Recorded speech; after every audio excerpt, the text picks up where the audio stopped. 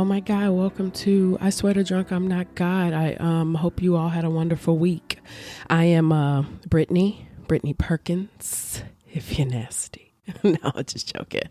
I'm Brittany Perkins. This is episode 6 of I Swear to Drunk I'm Not God, and we are talking about a pretty terrible person. Actually, pretty terrible people. Today we're going to be talking about Alton Coleman and Debra Brown. Some of you, my older listeners, may remember who that is or who they are. Kids, you know how kids grow up with like their own generation's version of like a boogeyman? Today we're talking about my mother's boogeyman. Now, I heard about this guy from my mother as a kid, and I knew for sure there were 3 people that she classified as boogeyman that she feared growing up, and that was Richard Ramirez, David Berkowitz, son of Sam, and Alton Coleman. Alton Coleman was pretty much piqued my interest even at that age because he's Black. And I'm sure people who read into serial killer culture probably know already that serial killers of African-American descent are pretty rare. I mean, they tend to be white. Probably trying to find an Asian serial killer is even more rare.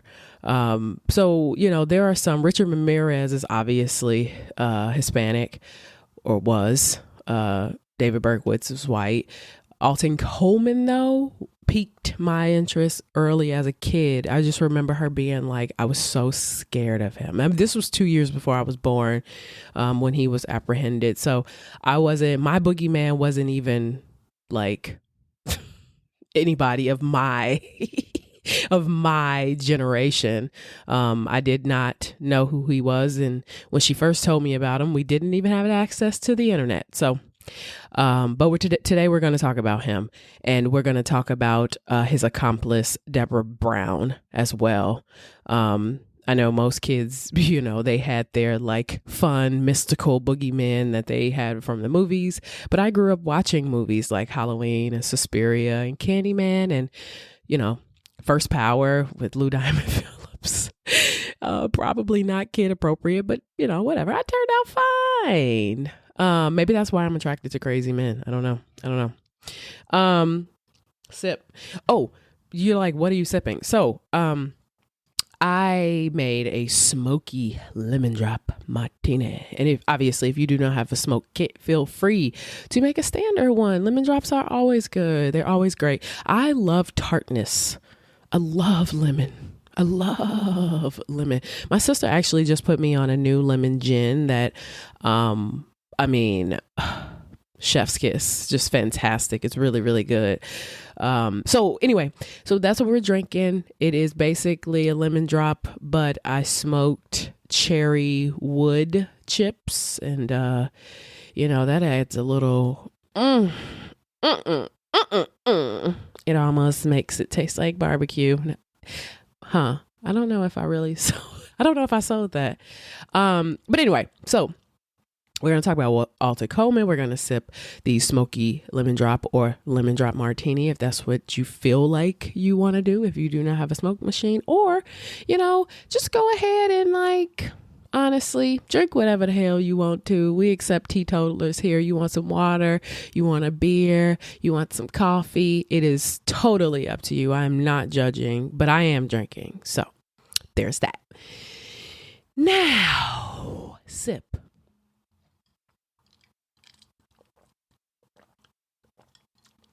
Sorry, I dumped some ice in my lemon drop because I made it really strong. And I was like, ooh, okay, maybe let's water this down.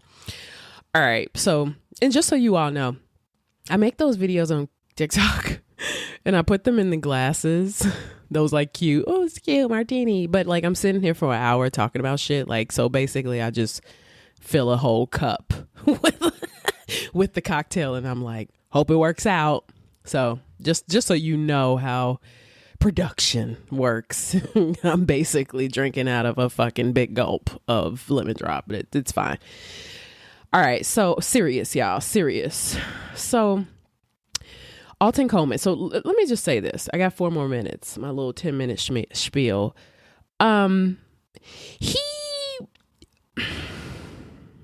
They were definitely monsters.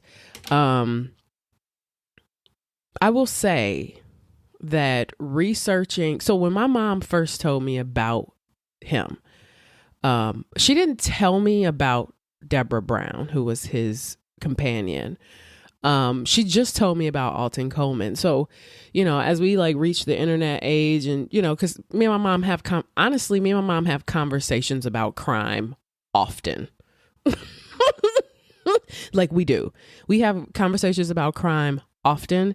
We talk about crime. We talk about horror movies. We talk about TV. Then we could just flip the switch and be like, oh, Gucci's having a sale. That's how we work, right? Even though Gucci, they're not having a sale and they probably will never. But I'm just saying, like, we'll have our moments and then we'll just be like, hey, yo, oh, I watched this documentary. So this is how we know. I know about some of these things. And 2, my mother is my friend, one of my friends. So our relationship is that we have conversations about a lot of stuff. And Alton Coleman was one of those topics.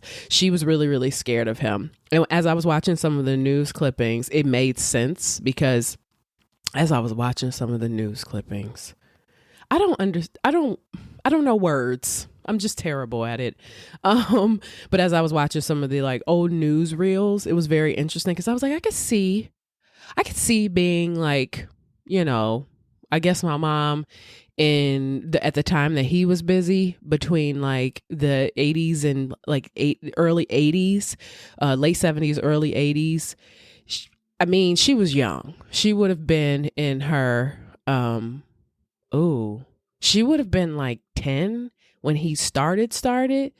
But then by the time he was done, she would have been like 16, 17. So I think that, that's a nice age to be cognizant enough to like know what's going on and seeing the news and seeing, Coleman and Brown kill a lot of children, but also kill a lot of like older people. Like they kind of didn't have a rhyme or reason.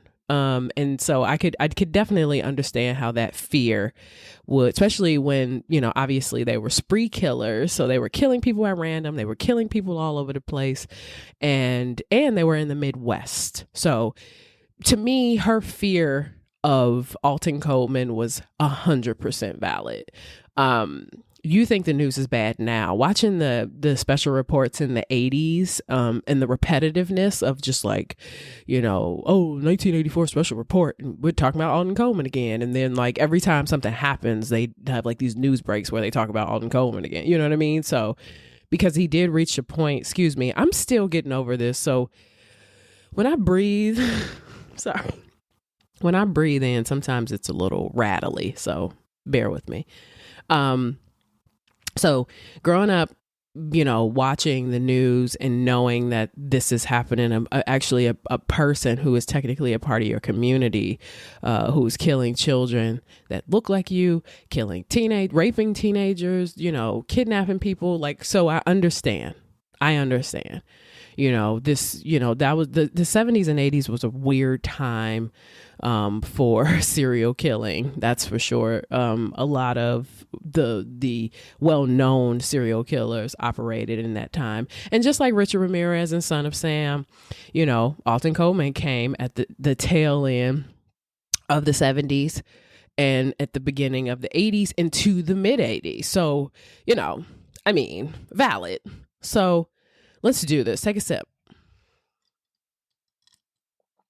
Alton Coleman was born in Waukegan, Illinois on November 6, 1955.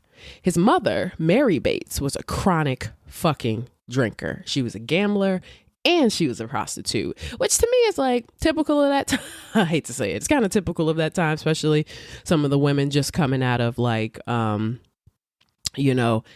those early years of American history, those who like traveled from the South up to the North and, you know, realized that being up in the North is just as terrible as being in the South. It's just a little, you know, it's just a different version of terrible.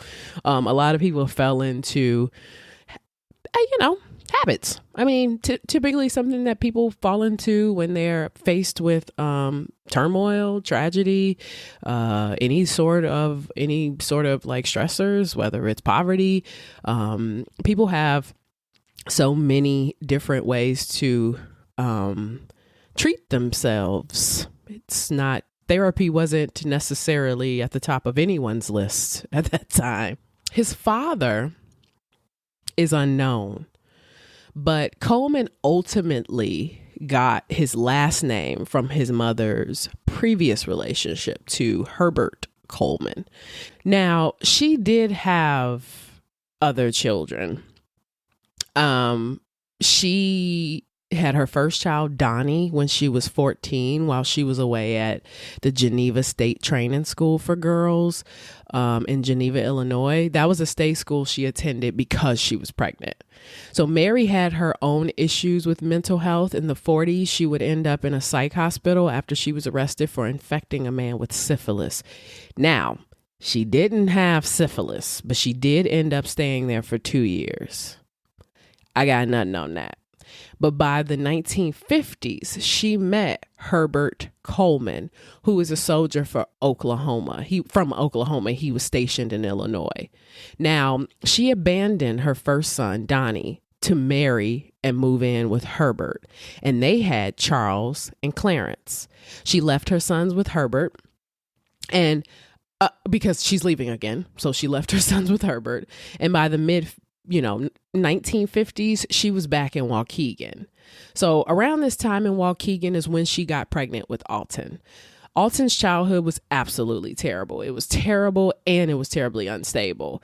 Waukegan is a city that borders Chicago and Milwaukee. It's mostly blue collar, but they had this little area. They called it Market Street. It was dilapidated. It was seedy. It was worn down, but it was also a red light district, which is where, quote, white men would drive down the street and pimps would direct them to what houses to go find prostitutes. This is a quote from Henry Springs, who was a resident of Waukegan at that time. He quoted in an article that I read for in the Toledo Blade. His mother was a trip, but her mother was a fucking vacation. I mean, Mary Bain's mother, Alma Hosea, was also a mean, gambling, drunk prostitute. But then to add a little insult to injury, she was also the brothel owner. So she would go on to say, quote, if it was not for me, he would still be in the garbage can since his mother threw him in the trash after he was born.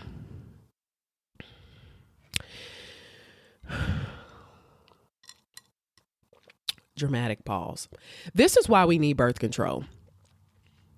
I don't see how we can be so obsessed with serial killers in today's like world and not see a very common pathology, meaning a large portion of these serial killers come from fucked up homes where they were not loved, where they were not nurtured or valued.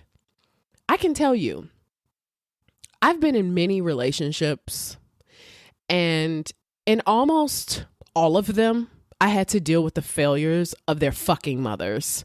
And this is why I cannot have kids. So here you go. Men are fucking terrible.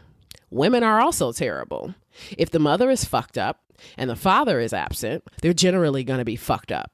If the father is fucked up and the mother is fucked up, they're generally going to be fucked up. If the mother is absent and the father is absent, they're fucked up. If the mother is absent and the father is present, they'll likely still be fucked up. If both people are fucked up, whether they're there or not, do not have kids.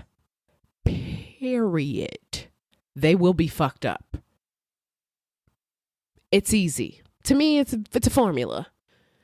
You're raising little monsters that the rest of us have to fear while you're here, while we're here, and it's not fair. And meanwhile, you're dust, and your fucking kid is parading around the planet killing people, robbing people, raping people, kidnapping people, doing a bunch of ill shit. Use a fucking rubber or get yourself an implant. Period. Stop having these fucked up kids. I can't stress this enough. This is a very irritating topic to me. There are exceptions to the rule always. Of course. For example, I'm a fucking exception to the rule. I'm not a complete hot fucking mess.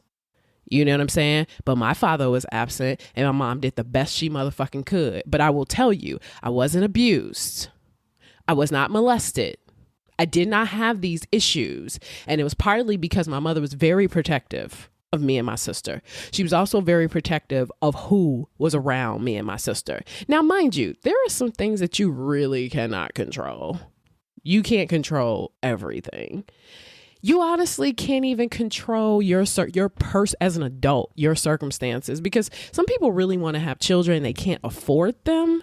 You know, I kind of feel like you shouldn't have kids if you can't afford them. But I also feel like there's a lot of people who are poverty stricken or poor and they're not really fucked up. You see what I mean?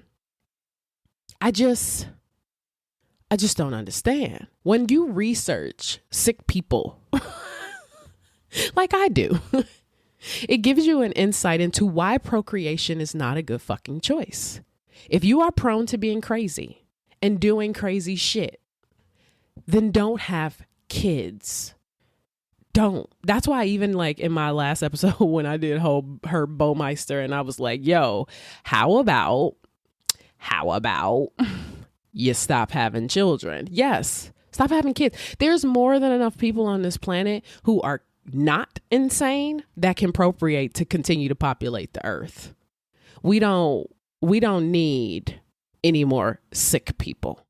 We just really don't. And I'm sorry, I went on a tangent, but this topic infuriates me. And the reason why it infuriates me is because I just firmly believe that terrible people shouldn't have kids. If you're a terrible person, whether you're cognizant of it or not, if other people are that's why when I said in the Herb Baumeister thing was like, yo, maybe the state should start doing psych evals for pregnant women. Maybe we should do like, hey, bring the baby daddy in. He needs to do a psych eval too. Let's have a conversation, because generally I feel like you kind of know when somebody's completely off their rocker. Like I'm talking about completely off their rocker in the first half hour. But I will tell you that we would have to, as a civilization, create a standard of what it actually means to be fucked up, what crazy actually is, because we throw around crazy, we throw around fucked up, we throw around narcissists, we throw around sociopath, we throw around all these different cookie cutter psychological terms.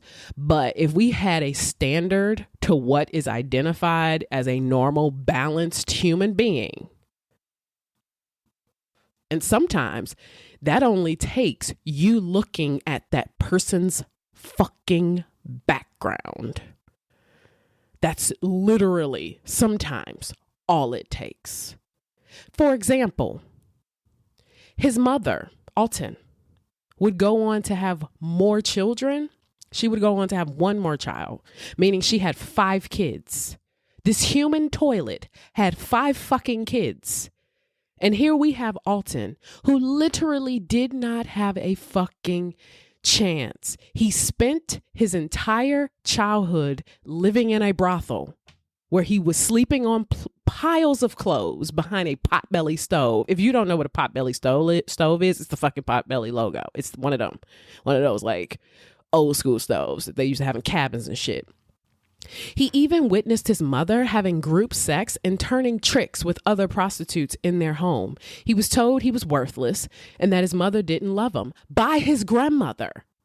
He was beaten with extension cords. Also, can this like beaten with extension cord shit as comedic nostalgia, can that go away? This was child abuse today. It was child abuse yesterday, and it'll be child abuse tomorrow. So go to therapy, because it's not funny. Your parents projected their shit onto you and it wasn't cool. If you joke about it as an adult, you're just trying to laugh away your pain, because most of you all wouldn't even think of doing that to your children, no matter how frustrated you are. So it was also discovered that Coleman was involved in bestiality, pedophilia, and group sex with his grandmother and mother. So now we talking incest. Go back to Vera Jo Regal. That's another example of stop having kids. Like we need to control procreation in these communities where they are just absolutely devastated. Because in Alton Coleman's case, his background is devastating. I'm on one today. I'm sorry. Now, his grandmother raised him like basically, but she wasn't really better than his mom. Like she was actually married to a white man, and she would continue though, while in her marriage, share her bed with a black man. I don't know. I got no deets on that. But in my like mind, the reason why she was doing that is that the white man was probably like useful for one thing, but the black man was useful for dick. That's kind of how I process that. So I don't know that to be true. I don't know Alma. I don't know her. But Alton would also get picked on for his grandmother's husband being white. So there was a period in time where like the kids would like belittle him or whatever. He would get belittled a lot. He got belittled in front of other people. He got belittled by his grandmother. He was even threatened by his grandmother. Now, it is believed that his grandmother practiced voodoo and would use it when she was losing in card games. I only mention this because later down the line, Coleman would claim to practice voodoo, and it was said that he would, like as a child, that he would mutilate animals for the practice. So Coleman would witness his grandmother and mother even pull fucking guns out on each other. This is traumatic.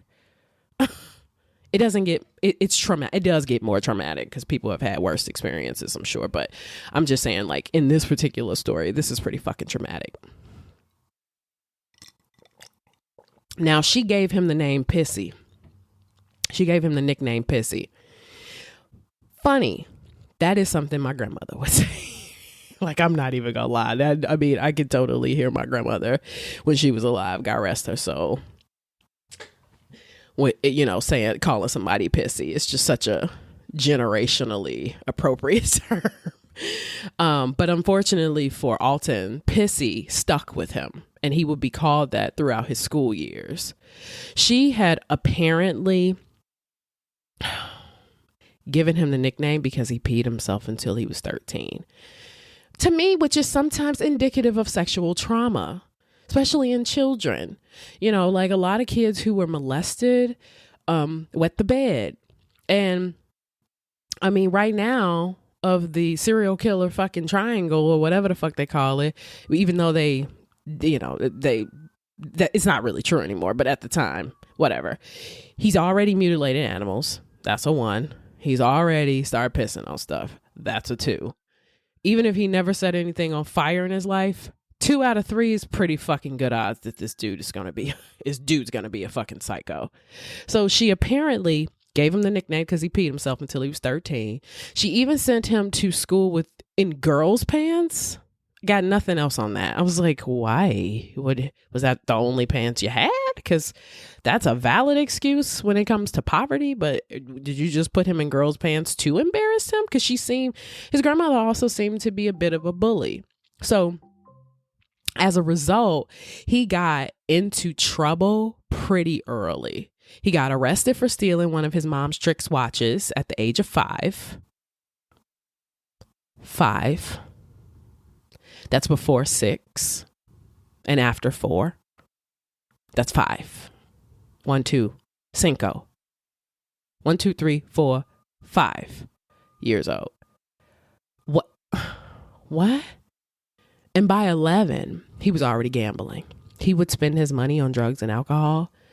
And by the 1960s, his mother was living in a housing project. She was living in the Genesee housing near Market Street area.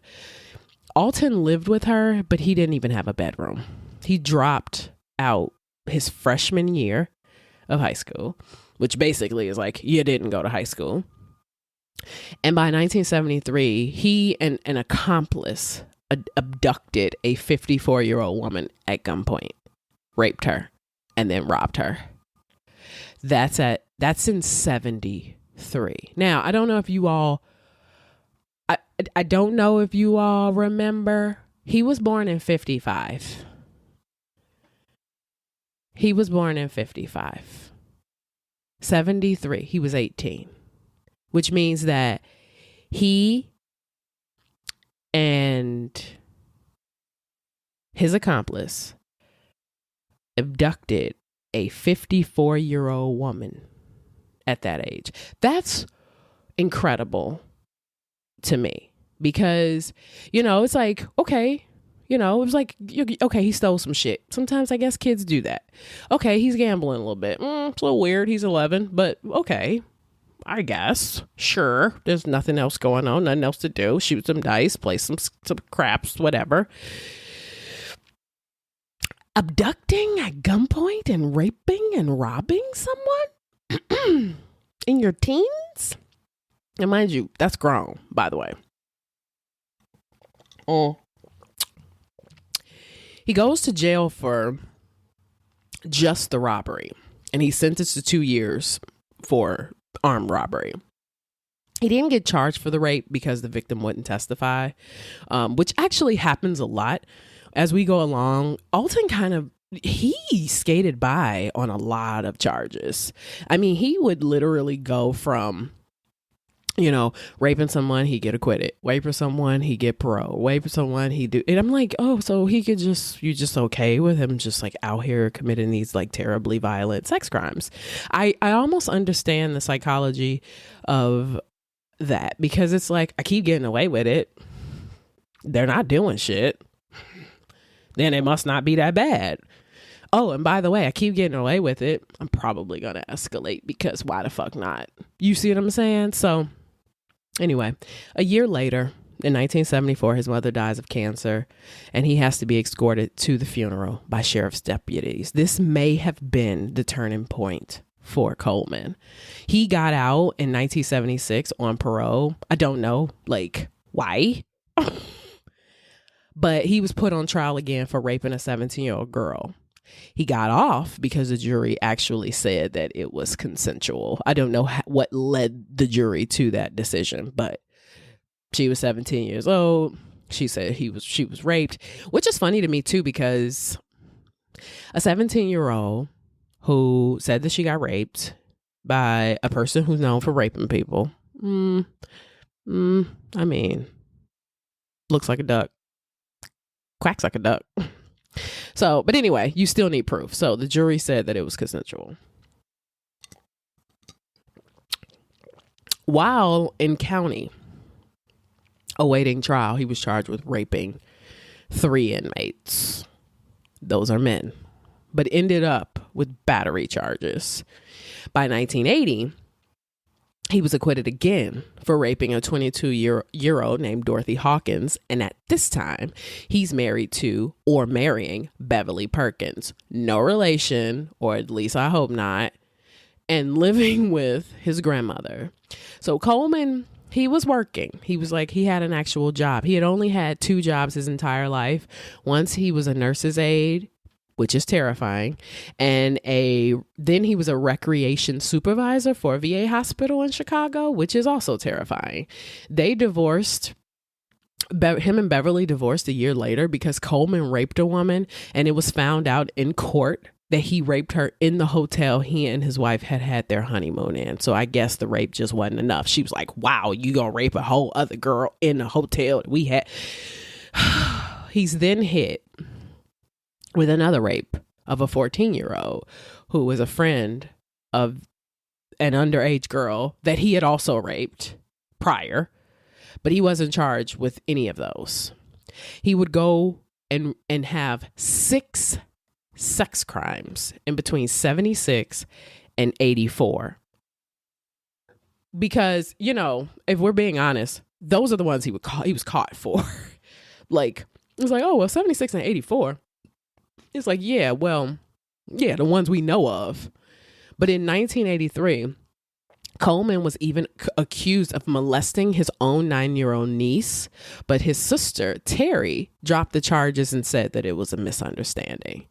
The case was dismissed again. Now, little devil's advocate here. This is what I do know. This is a cultural moment.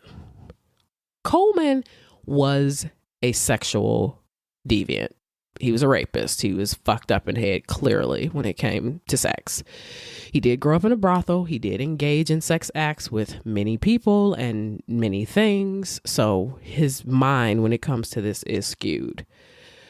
In my opinion, I suppose there is the likelihood that one would have one or two times where Coleman wasn't actually the rapist. With that being said, even though I just say it looks like a duck, quacks like a duck, sure. But sometimes when people, especially in people's family, when they know, like, for example, if you have a family member that you know steals and shit like comes up missing, you may misplace it.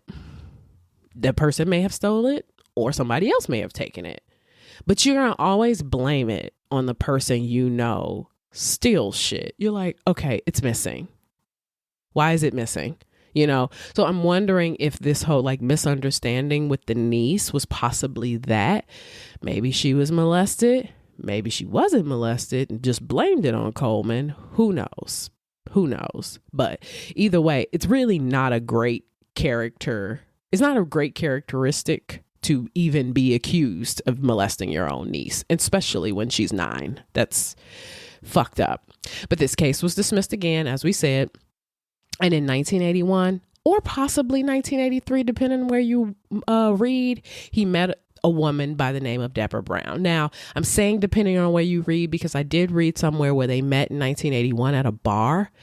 And then I kept reading as I was continuing research that it was actually 1983. So I guess it's safe to say that he met her in 83. Now, let's talk about Debra. Who is she? Sip. Debra, she was born November 11th, 1962 in Waukegan, Illinois. Debra is not really known. But some things, because I was actually having a hard time finding anything about Debra. And even when you read the books, she's always just kind of like the sidekick. It's like, we know all this shit about Batman, but we don't really know much about Robin. You see what I'm saying? She was kind of like, she was present, but not really. So Debra is not really known, but her mother, Lottie, had 10 kids. And according to some sources, she came from a decent family background. Her downfall was that she was mentally retarded and her IQ was pretty low. She was between 59 and 74.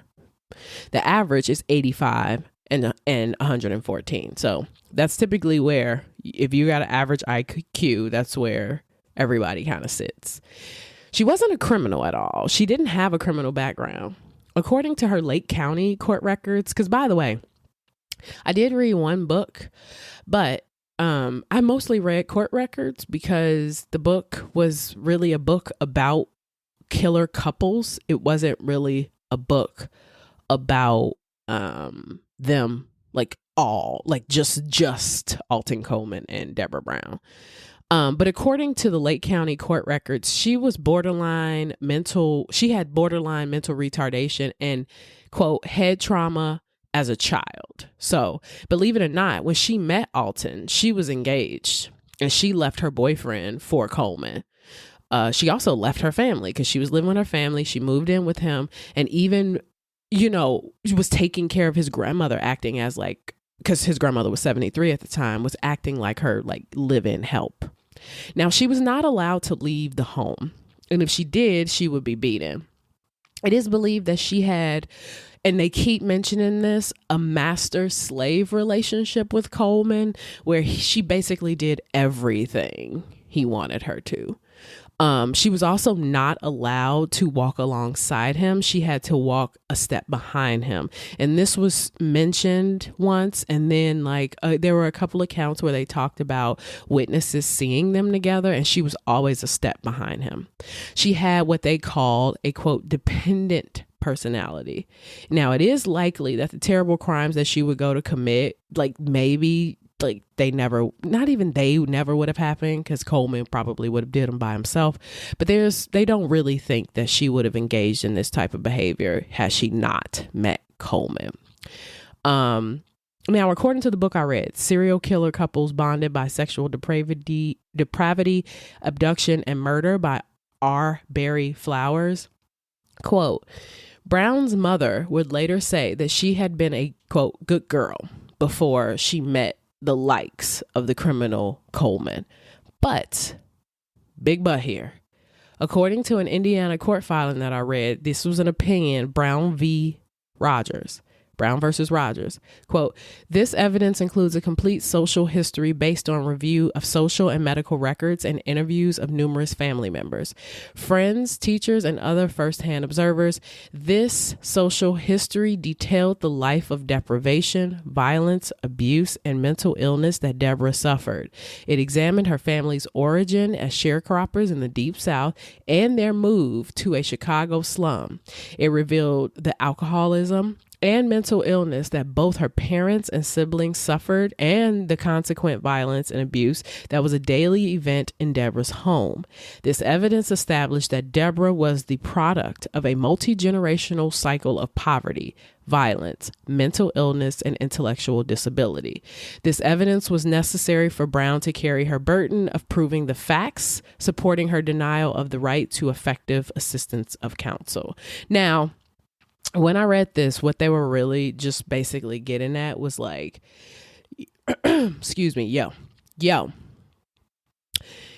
ain't really looking to her history before you decided on her fate. You also didn't make sure that she had effective counsel that was actually doing what they were supposed to do, like sussing out, doing the interviews, reaching out to friends and teachers and people to see who she was in a way, because Brown wasn't really talking. She wasn't talking.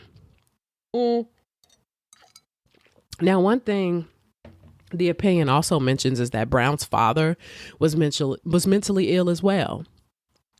Now, by May 30th, 1984, Coleman is arraigned for the rape of the 14-year-old girl, Shalandra Thompson. He had apparently met her mother 2 days prior to the rape. I don't know if this was like a temper tantrum moment for him or what, but it was pretty much downhill. Starting now, the day before, on May 29th, Alton meets Juanita Wheat in Kenosha, Wisconsin, and kidnaps her 9-year-old daughter. Now, here's the story. Now, this was in State versus Coleman for Juanita Wheat. The court filing says, quote, Juanita Wheat, the victim's mother, testified that at the time of the offense, she resided in Kenosha, Wisconsin with her daughter, Vernita, and her 7-year-old son, Brandon. At the end of April, or the beginning of May of 1984, the defendant introduced himself to Juanita as Robert King, showed her an identification card bearing that name, and told her he lived 2 blocks away. The defendant actually lived in Waukegan. That evening, the defendant ate dinner with Juanita at her apartment and played with her children. Several days later, the defendant returned to Juanita's apartment, spent time with Juanita and her children, and met Juanita's cousin, Willie Mae Peebles. On May 29, 1984, the defendant returned to Juanita's apartment building and without invitation entered the apartment of Juanita's neighbor, Ellen Reeves, whom Juanita was visiting. Juanita introduced the defendant to Reeves. With Juanita's permission, the defendant then took the children to a carnival and returned them to Juanita's apartment by 10:15 p.m. Juanita then allowed Vernita to accompany the defendant to his apartment, quote, to pick up a stereo system.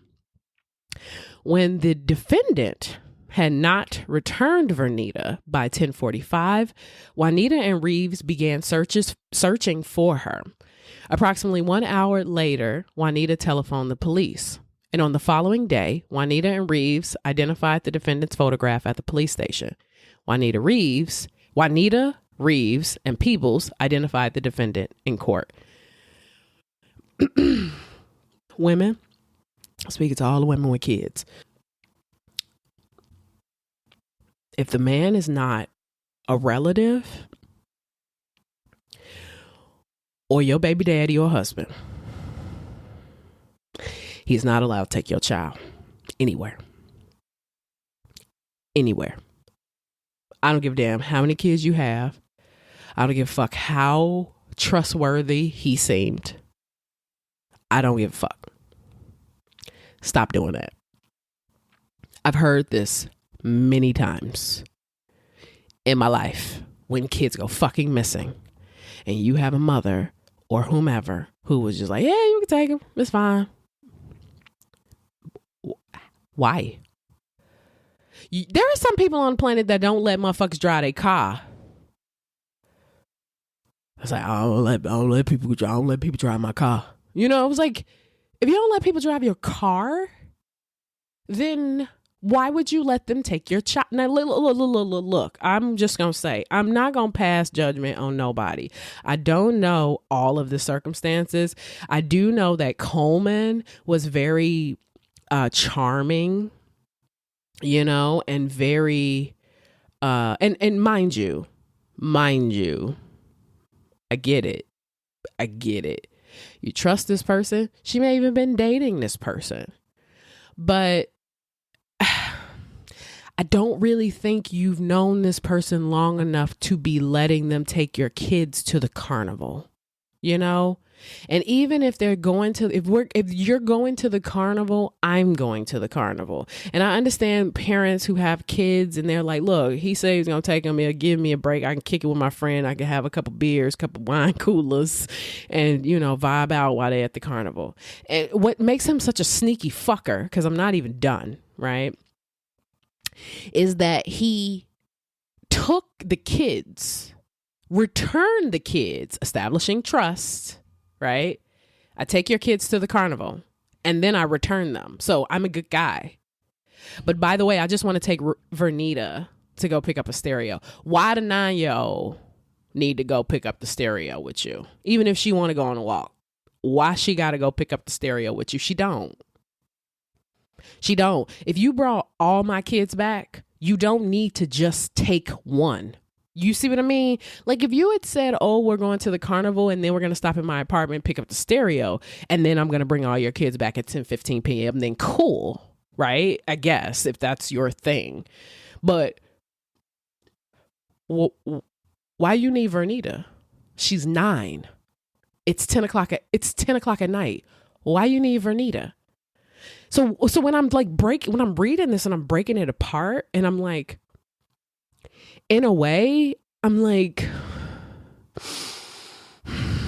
you handed your kids over to a fucking stranger. Like if it was like all of the kids, I think that would have made a little bit of a difference. But just one kid, he comes back and he just want one. I would really have to ask why. I would have to ask why. Why do you want Vernita specifically? That's strange, you know. And I don't know. I mean, obviously she only had a boy, you know, her only other son was her 7-year-old boy. Clearly he's not into boys, but you know, you bring back 2 of my kids and one of them is a girl and I'm gonna just let you take the girl. That's just, I'm sorry. I don't mean to be offensive and I'm not even just trying to be judgmental. I'm just trying to understand why that happened. I'm just trying to understand that. One thing people like can't stand about me is I always like, why are we doing this? Why does that matter? Why? I'm always asking why. You know, my last relationship, that was one of the biggest issues. Like, why do we need to do that? Because I need to know. It's like, I need to know. And this is one of those moments. It's like, I feel very sorry for Juanita Wheat. You know, she lost her child. That is painful. That is beyond painful. I don't want to know what that feels like. I really don't, you know. But when I'm reading it and I'm just like pulling myself out of it and like trying not to be emotional about it, it starts with the fundamental question of, why did you allow this man to take your daughter? Because even I would give her more credit if she took the boy. Because, you know, how boys like being with other men. They're like, oh, yeah. You can go to the store with him. That's not a big deal, you know. But like, yeah, if he's going up the street, but I'm taking this baby child, back to my apartment to go pick up a stereo. How can she help you with this? It's just strange. And I know they said that he was incredibly charming and he had the ability to really make himself seem trustworthy. And it really reminds me, and I'll probably do an episode on this guy. It reminds me a lot of Albert Fish. Albert Fish was, and he predates Alton Coleman by like 100 years. But Albert Fish was an elderly man who killed kids and would literally be like, I'm going to take her to the market. And the mother's like, okay. And then he just like walks the kid off in a sunset. And not only was he a terrible like child murderer, he was also like dismembering them and cooking them. So this is why I don't have kids. And I would also like to say this. People think that as a woman, just because I don't want to have children, that I don't like children. I don't have relationships with children enough to truly establish if I like them or not. We don't have like young kids in our family. We don't have a big family. So to me, how I look at raising children as like if I were a parent is just of a protector. And I do understand that there are some times where it's hit or miss. Sometimes you win, sometimes you lose. And in this particular instance, it was a loss. But just in so many ways, I'm like, wow, this could have been prevented, I think. Like it just could have been prevented. So anyway. Now here's what's even more fucked up. 5 witnesses spotted him with this child between May 29th at 11:35 p.m. and May 31st. He had then gone to a friend's house, Patricia Parks, on May 31st and asked her to leave town with him. She was like, no, which I'm like, that's weird. Like, why would she do that? And then he even sees his sister. He even goes to his sister's house. And he stopped at her house on May 31st. And she had told him that the police had been like asking about this girl in Kenosha. So the police had received information from the taxi service that Coleman called. And when the cops saw Alton, he ran and the cops couldn't they couldn't catch him. So he had apparently taken like a taxi from Kenosha to Zion to Waukegan. So he has taken this child from Kenosha, Wisconsin to Illinois. Now, I did read in the book that she was being kidnapped at knife point, but the court filing didn't say anything about that. So I don't know if that's true, but this freak is just like walking the streets in the wee hours of the morning with a 9-year-old. She was last spotted the afternoon of May 30th. So she went missing on May 29th at 10:45 p.m. and she was last spotted the afternoon of May 30. So poor little Vernita was found partially decomposed in a bathroom of an abandoned building in Waukegan. 2 fingerprints were found there on the bathroom doorknob and one was Alton Coleman's. So he's indicted for the murder of Vernita Wheat, but he's not even in custody. So they have to go on a manhunt. And he's then, he stole a friend's car just to get the fuck out of Dodge.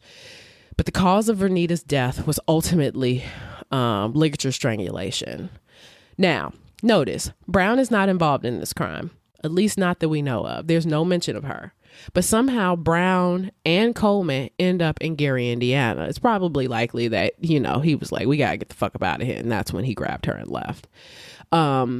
Where they came across Tamika Turks. Tamika Turks was 7. And her aunt Annie was 9. They were walking back to Tamika's house when they ran into Coleman and Brown, and they asked them if they wanted some clothes, which I'm like, okay. The kids said, okay. And Coleman told them to follow Brown to get the clothes and he'll catch up with them later.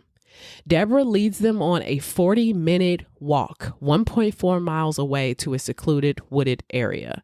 And when Coleman caught up with them, he said they were going to play a game. So the couple took off Tamika's shirt and they cut it into strips to tie and gag the girls with. And when Tamika began to cry, they pushed her down and Coleman started stomping on her stomach and chest.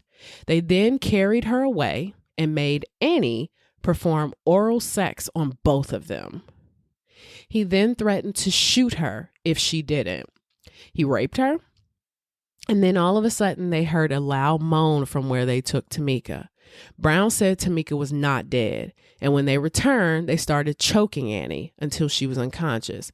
Now, at this point, they left. They were like, oh shit. And so Annie is still alive. She wakes up and they're gone. She managed to get out of the woods and was discovered by a woman who called her mother and an ambulance. The cause of Tamika's death was ligature strangulation. And according to the Lake County Superior Court death row profile for Debra Brown, quote, Tamika was found dead in the bushes nearby, strangled with an elastic strip of bedsheet. The same fabric was later found in the apartment shared by Coleman and Brown, and Annie received cuts so deep that her intestines were protruding into her vagina. So Annie would go on to experience hardship, and understandably so. Her mother said she, quote, will get to screaming and crying like someone is hitting her on the back of the head, which is like, obviously she had PTSD. They also experienced financial hardship because Annie's injuries amounted to around $15,000, and it wasn't all covered by insurance. So Tamika, she died in the woods, and she was later found. The same day, I said AC because I abbreviate them because I was sick of typing Alton Coleman. So the same day, Coleman and Brown befriended Donna Williams, who was 25. They killed her. And she was under the assumption that she had met a nice couple and they were going to drive to Boston. And her body was discovered in Detroit. She was discovered half a mile away from her car. And she was only discovered on July 11th, which is, a while away from when she was killed. They found her in an alley. Inside her car was a forged ID of Debra Brown's with her fucking picture on it. They're not even trying. The car had been there since June 19th. So her car had been there for almost a month. The cause of death was strangulation, ligature. They then attempted to rob someone else in Detroit, Michigan. They robbed a woman at knife point and asked her to drive them to Toledo, Ohio. So instead, she crashed her car by driving it into oncoming traffic. She escaped. That's another warrant for them. They then took her car and drove to Dearborn Heights in Michigan. There, on June 28th, they broke into the home of Palmer and Maggie Jones. Now, this poor elderly couple was beaten with a club. They were robbed of $86 and their car was stolen. Coleman also snatched out the phone cord so they couldn't call 911. And 2 days later, they were robbed 2 more men in Detroit, then beat a woman and her friend and stole the car. Now, excuse me, there is some speculation that their killings were racial because, most of the time they were killing Black children and Black people. But a lot of their robberies some of their robberies where people were actually surviving were white. And so, there's always that racial component where they knew that the likelihood of them actually, and this is a system issue, caring, one, about these kids going missing, and two, the fact that they would care a little bit more if the people were white. So, yeah, it's a major part of the Coleman and Brown situation that they primarily dealt with they primarily killed Black people and was in neighborhoods that were predominantly Black, but they also knew that they wouldn't stand out as much. They go to white neighborhoods, they'll stand out. And so they knew that they can blend in easily. Very methodical to me. Now on July 5th, they finally get to Toledo. which is in Ohio, where Coleman befriends Virginia Temple. She had several children, and one of her kids, Rochelle, was 9. She was the oldest, and Virginia allowed both of them to stay the night, Debra Brown and Alton Coleman. And Virginia and Temple were beaten, raped, and murdered by Coleman and Brown. The younger children were found in the house, alive but hungry. The bodies of Virginia and Temple were found in the crawl space, stuffed into garbage bags, and the cause of death was strangulation.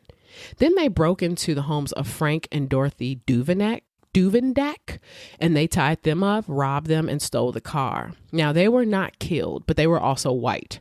So this is what I was saying. This is one of the interesting points in their crime spree. Quote, rather than target victims outside of their race where their chances of being noticed were greater, Coleman and Brown stayed close to predominantly African-American neighborhoods. There they found it easier to befriend strangers, then assault and sometimes rape and murder their victims, including children and the elderly. They then hit Dayton, Ohio, where they spent a few days going to church with Reverend Millard Gay and his wife, Catherine. On July 10th, the Gays dropped off Coleman and Brown in downtown Cincinnati. Now, about July 11th, Donna Williams was discovered in Detroit, and that same day, Debra and Alton are in Cincinnati committing another murder. They killed Tani Story. She was 15. She was leaving class when she ran into them. On July 13th, they rode bicycles into Norway, Ohio, to Harry and Marlene Walters' house. They pretended like they wanted to purchase a trailer. Marlene was hit 25 times, and her face and scalp was mutilated with a pair of pliers. I don't even understand that.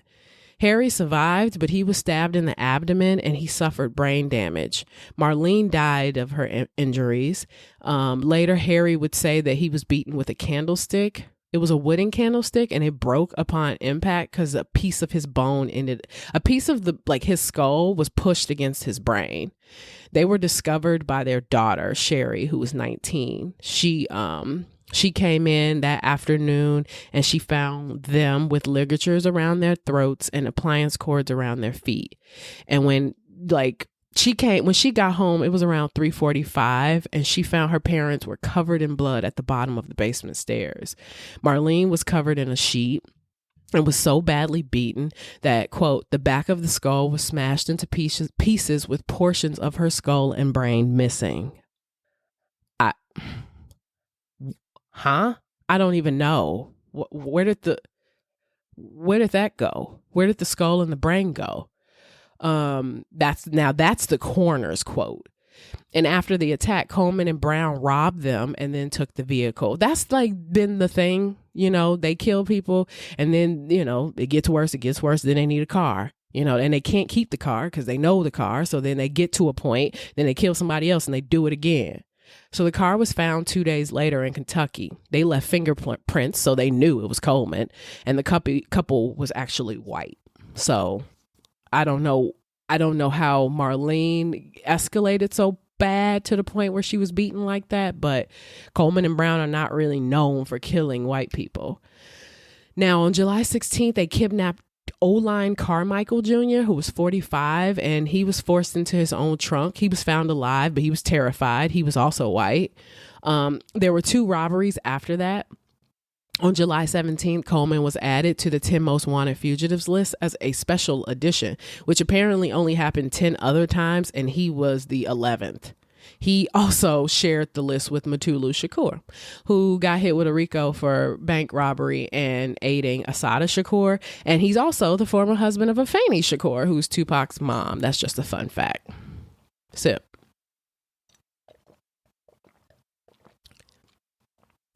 Now, on July 19th, Vernita's decomposed remains were found in a abandoned building, and the cause of death was homicidal asphyxia. Obviously, Coleman's fingerprints were found at the scene. On July 20th, Tani Story's body was discovered, and she had been raped and strangled, and a watch belonging to Dorothy Duvendak was found under her body. Now, they end up back in Gary in Ohio at the gays, and they threatened him. The gays were the reverend that they were going to church with, and his wife. Coleman would say, "I'm not going to kill you, but we generally kill them where we go."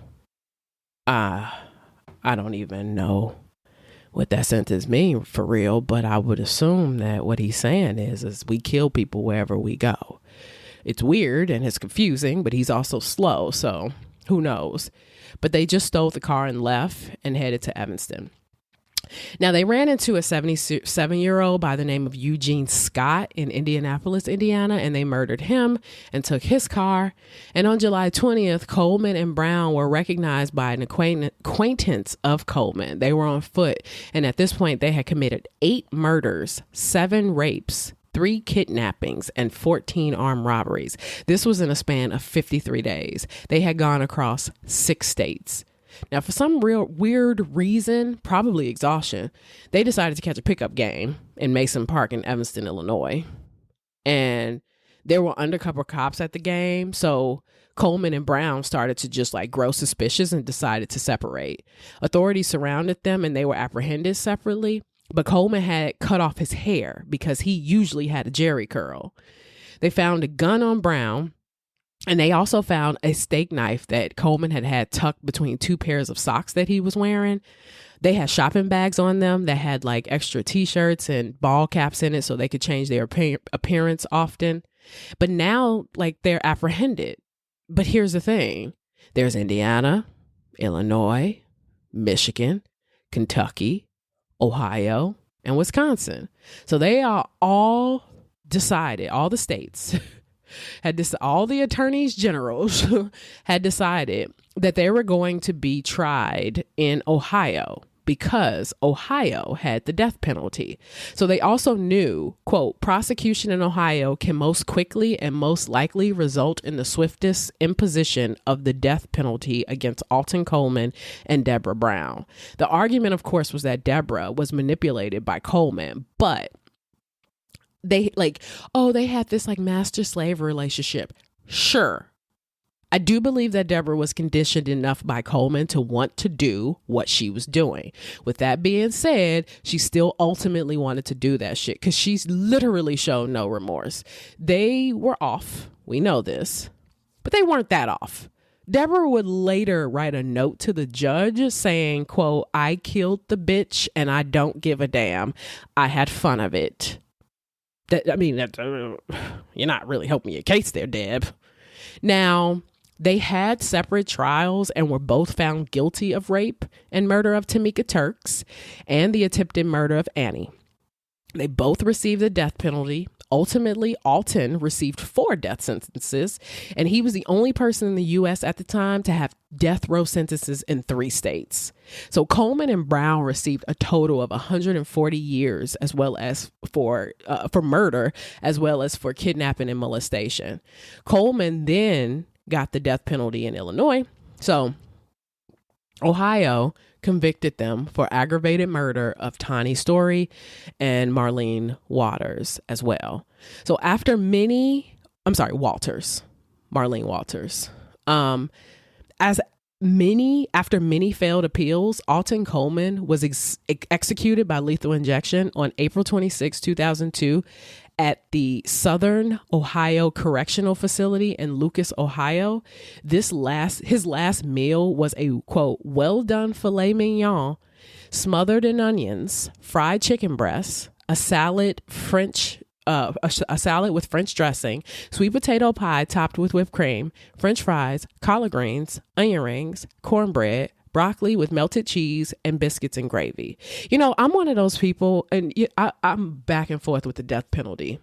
To me, I'm like this, state laws are not really good enough to be put in the position to kill people. But in this case, it's obvious there was no remorse. It's obvious he didn't give a fuck. The fact that he had all his food and washed it down with a cherry Coke, I don't give a fuck. I would have given him a plate with rat turds on it and would have been like, have a good time. We're about to kill you anyway. What the fuck do you, I get it. I get it's the humane thing to do, but you're about to kill a person. Technically he ain't even got to eat. as far as I'm concerned. And maybe it's the injection. Maybe they fear too that they gonna throw up. I don't know. I didn't look up the chemical makeup of what they give them, because I do know they give them that one injection that kind of like makes them loopy, and then they give them another injection that stops them from breathing. But see, I'm wondering if, now that I'm talking about it, I'm like, maybe they give them maybe they give them a last meal because they have to eat. It's like the last thing you want is for like a prisoner to become violently ill and start like exorcism, projectile vomiting all over the place. Up until his execution, he has zero remorse. I mean, he literally didn't. There were so many people that wanted to see his execution that they had set up a closed circuit broadcast for people to see it. Nowadays, I'm sure that there's a way to just watch that shit on Zoom. If, I don't know. I didn't look up death penalties, but I'm pretty sure there's definitely still states that do it. So, but there were so many people that wanted to witness it that they put it on closed CCTV. That's how legit it was. Motherfuckers wanted him dead. Now, the ACLU would eventually write a clemency letter for Coleman. They basically said, excuse me, quote, on behalf of the American Civil Liberty, this is long, so bear with me. On behalf of the American Civil Liberties Union, we ask that you commute the sentence of Alton Coleman to life in prison without the possibility of parole. This relief is warranted because Mr. Coleman's death sentence was a product of a trial that was fundamentally unfair. Prosecutors systemically excluded African Americans from serving as jurors, and his lawyers failed to investigate and present mitigating evidence that might well have spared him a death sentence. During jury selection in Mr. Coleman's trial, the prosecution used 9 of its 12 preemptory challenges to exclude otherwise qualified African American jurors. All of the excused had been passed for cause in the voir dire process and were thus deemed eligible by the court. The Supreme Court has stated repeatedly that racial discrimination in jury selection is an intolerable violation of the Constitution. And when the racial pattern of excluding jurors is as pronounced as it is in Mr. Coleman's case, the government must account for its actions. Despite the fact that the prosecution in Mr. Coleman's case eliminated 82% of African American jurors and used 75% of the preemptory challenges to do so, the government has yet to provide any explanation for its actions, let alone demonstrate that racial bias was not a factor. Under the circumstances, we can have little confidence in the system that produced Mr. Coleman's death sentence. In fact, the U.S. Supreme Court recently stayed an execution and agreed to hear the case of a Texas death row inmate where it was alleged that the jurors were similarly excluded by the prosecution during the trial because of their race. Moreover, the failure of Mr. Coleman's lawyer to conduct a basic investigation into his psychiatric history and his family background and present this evidence to the jury further undermines our trust in the outcome in his case.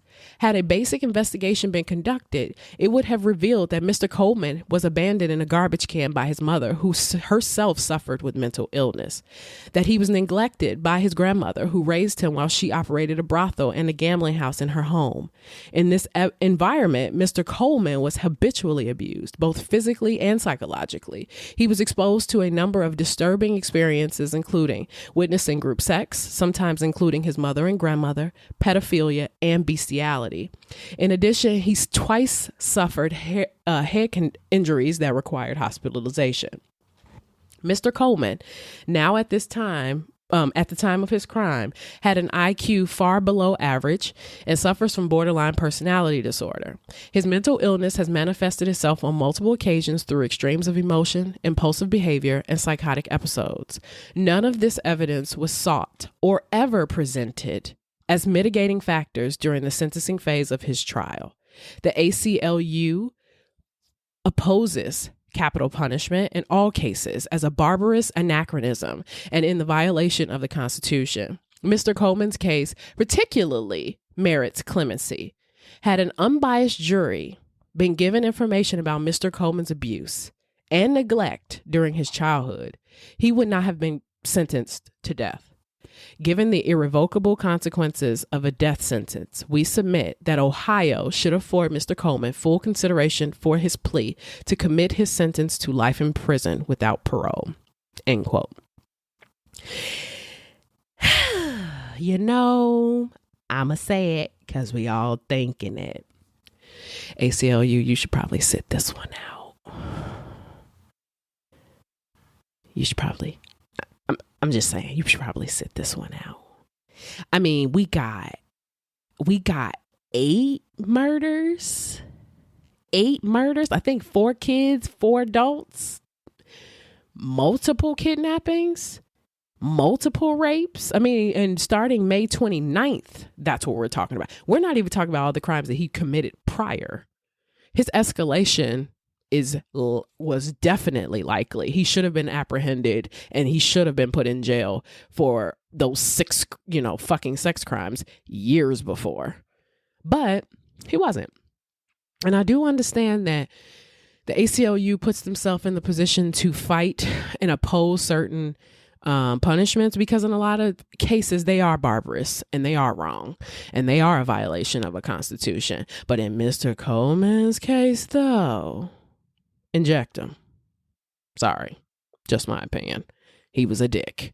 Not only was he a dick, and I get he had childhood trauma. I get all of that. We could take all that into account. But I think for me personally, the switching of the clothes, the taking the hats off, the schmoozing, all of that shit, he would have never stopped.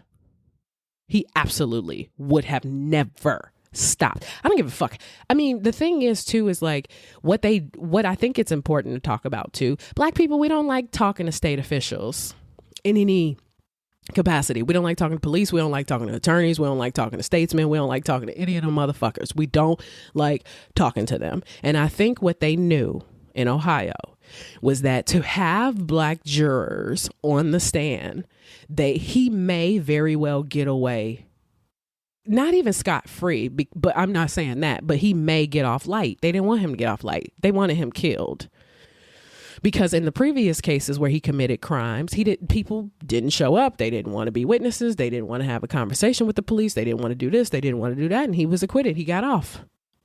So to them, based on that pattern, nah, not a good idea. Not a good idea to have black people on the jury. Have some white people on the jury.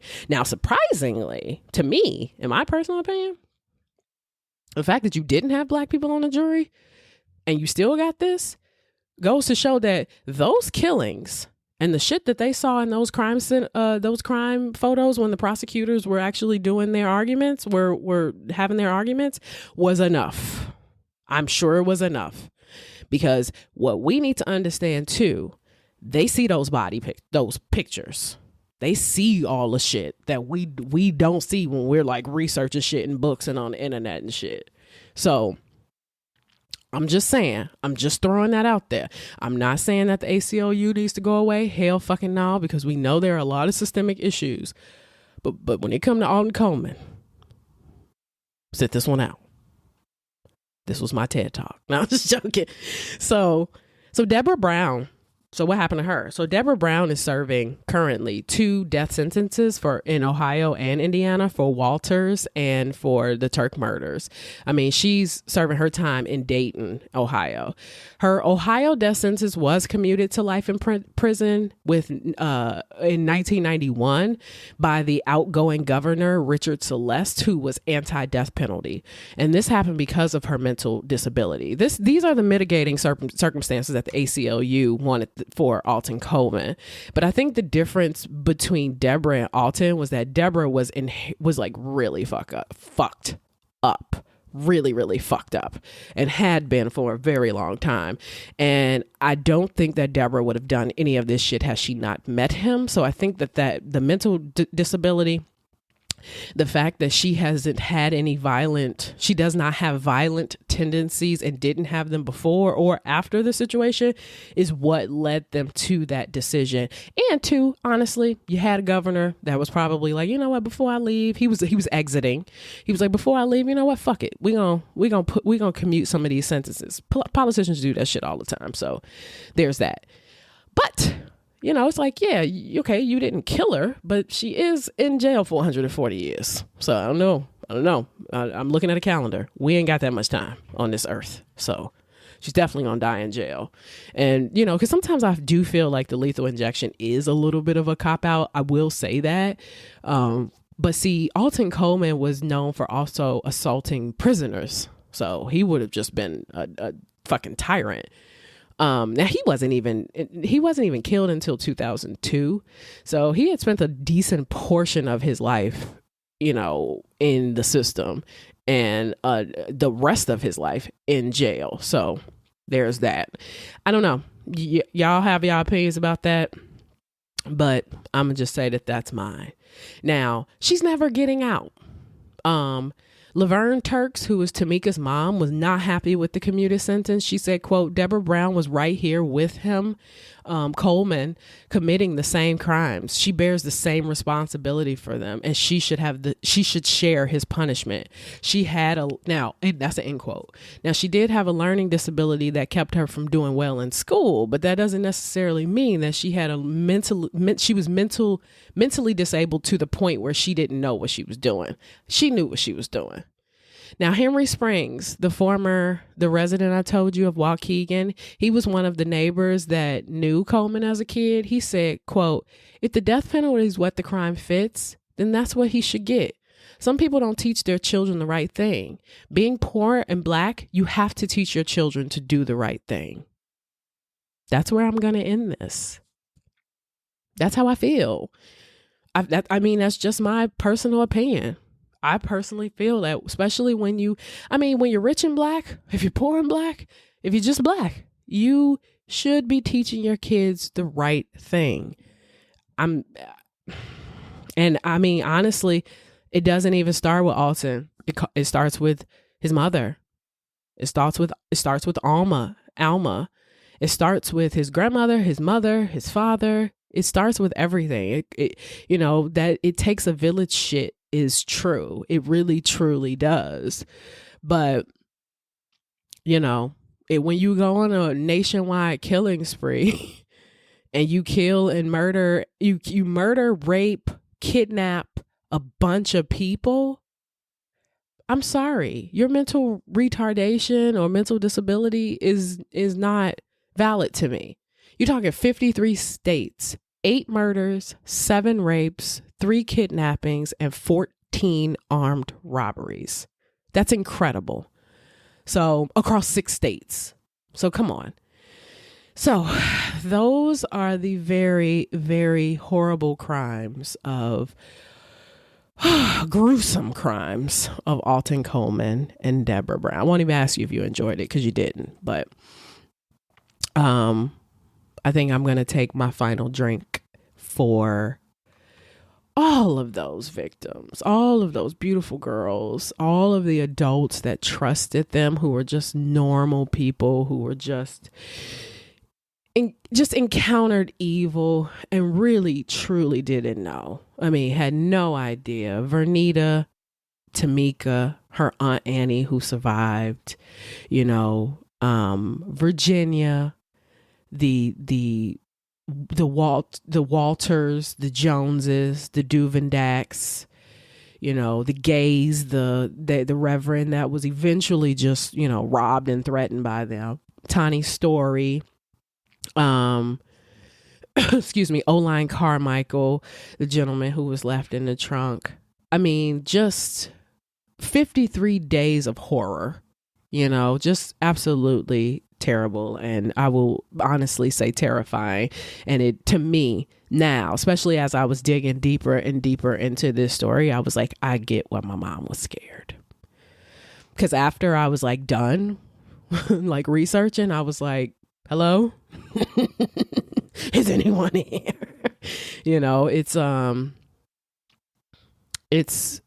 It's very troubling to hear kids to think about that. 9-year-olds, 7-year-olds, 14-year-olds, 15-year-olds being in these particular situations. I think as an adult, we understand that sometimes that's the price that comes, not even at the price that we pay, but we know that sometimes terrible things come with adulthood. It's expected. I hate to say that, but it's kind of true.